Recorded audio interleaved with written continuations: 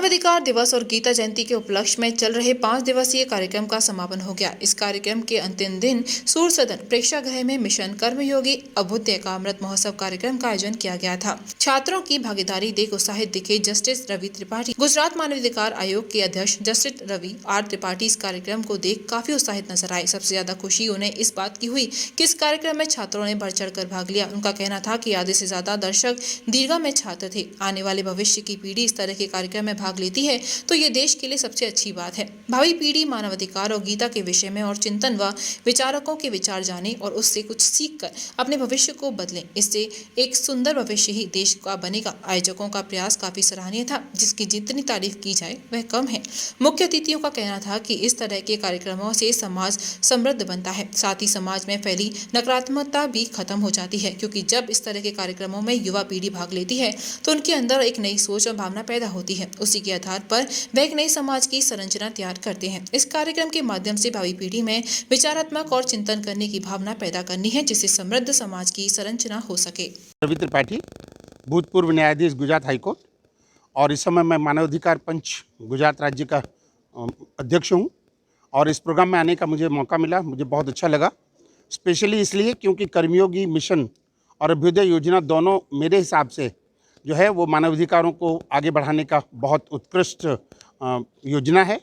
और उसके चलते अगर इन योजनाओं को सही रूप से अमल में रखा गया और इनका इम्प्लीमेंट किया गया तो मानवाधिकारों की रक्षा अपने आप होगी। बच्चे तैयार होंगे और बच्चे ही भविष्य को आगे ले जाएंगे देश को, और मानवाधिकारों का भी उनके समय में कम से कम हनन होगा। हाँ, नहीं, आज हम लोग बहुत बड़ा व्यापक उद्देश्य को लेके ये कार्यशाला हुआ है। इसका आयोजन के लिए मिस्टर राजेंद्र पेंसिया और उनका सारा जो टीम है वो बहुत बधाई के पात्र है।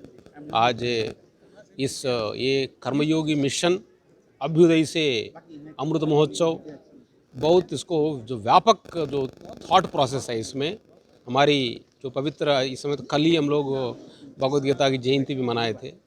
ये गीतोदय, विश्वोदय, मानवोदय, मानवाधिकारों की रक्षा, उसके दृष्टिगत रखते हमारे बीच में माननीय न्यायमूर्ति भी हमारे बीच में हैं। बहुत व्यापक जो प्रशासनिक अनुभव, राजनीतिक अनुभव रखने वाले श्री बलवीर पुंज साहब हमारे बीच में हैं।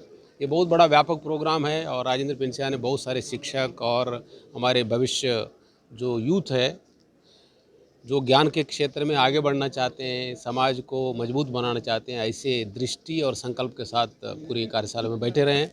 ये बहुत सफलतापूर्वक आयोजित हुआ है। क्या नाम है? बलवीर पुंज। किस तरह का कार्यक्रम है? ये कार्यक्रम तो बहुत ही सुंदर है, प्रेरणादायक है और इससे विशेषकर युवाओं को बहुत प्रेरणा मिलेगी, सीखने को मिलेगा और सीखकर और प्रेरणा लेकर ही हम आगे बढ़ सकते हैं। ये तो जीवन का नियम है। आज किस तरह का यहाँ पर माहौल देखने को मिला? जिस तरह से यहाँ नहीं, बहुत प्रसन्नता हुई, क्योंकि श्रोताओं में से कम आधे बच्चे थे और देश का भविष्य तो बच्चों पे ही निर्भर करता है। और अगर बच्चे सीख के जाएंगे कुछ तो देश का भविष्य भी ठीक रहेगा। और दूसरा, ये आयोजनकर्ताओं ने प्रबंध बहुत अच्छा रखा। तीसरा, अंत से लेकर आरंभ से अंत तक श्रोता बंधे रहे और उन्होंने पूरी कंसंट्रेशन के साथ इस कार्यक्रम को भाग लिया। इस कार्यक्रम में भाग स्पेक्टिकल हाउस, अ कंप्लीट चश्मा घर, जहां मिलते हैं आपको हर ब्रांड के चश्मे, जिसमें आपके लिए उपलब्ध हैं रेबन, ओकले, अरमानी, वोक जैसे ब्रांड्स। साथ ही साथ आधुनिक मशीनों द्वारा आंखों की जांच भी उपलब्ध है। तो आज यहाँ है spectacle house, Babulal market, near fire station, Krishna Nagar, Mathura.